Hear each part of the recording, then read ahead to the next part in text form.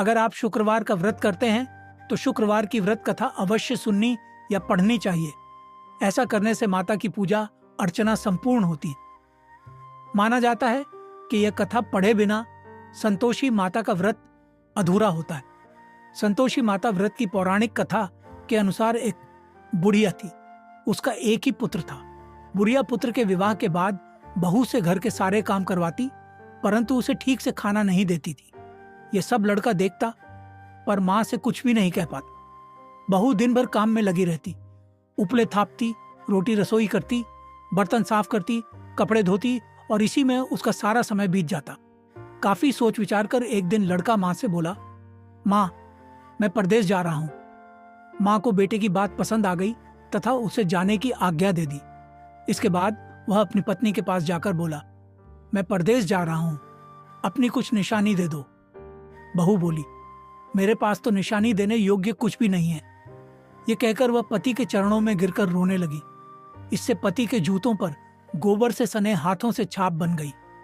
पुत्र के जाने बाद सास के अत्याचार बढ़ते गए। एक दिन बहू दुखी हो मंदिर चली गई।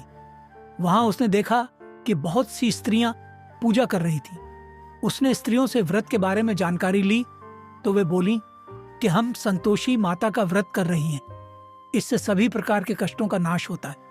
स्त्रियों ने बताया, शुक्रवार को नहा धोकर एक लोटे में शुद्ध जल ले गुड़ चने का प्रसाद लेना तथा सच्चे मन से मां का पूजन करना चाहिए। खटाई भूल कर भी मत खाना और न ही किसी को देना। एक वक्त भोजन करना। व्रत विधान सुनकर अब वह प्रति शुक्रवार को संयम से व्रत करने लगी। माता की कृपा से कुछ दिनों के बाद पति का पत्र आया। कुछ दिनों बाद पैसा भी आ गया।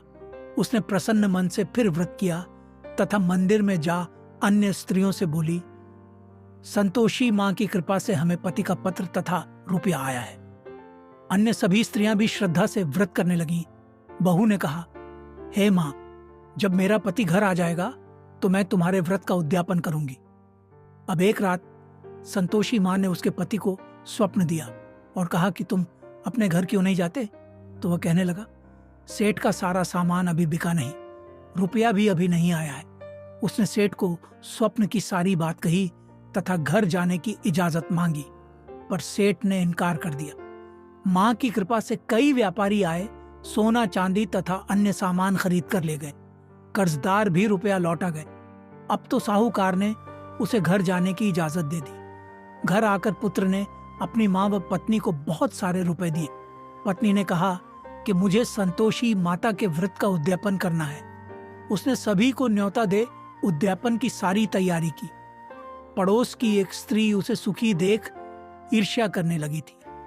उसने अपने बच्चों को सिखा दिया कि तुम भोजन के समय खटाई जरूर मांगना। उद्यापन के समय खाना खाते खाते बच्चे खटाई के लिए मचल उठे तो बहू ने पैसा देकर उन्हें बहलाया। बच्चे दुकान से उन पैसों की इमली खटाई खरीदकर खाने लगे तो बहू पर माता ने कोप किया।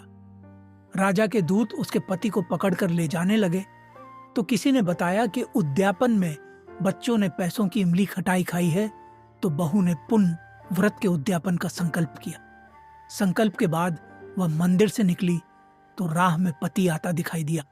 पति बोला, इतना धन जो कमाया है उसका कर राजा ने मांगा था।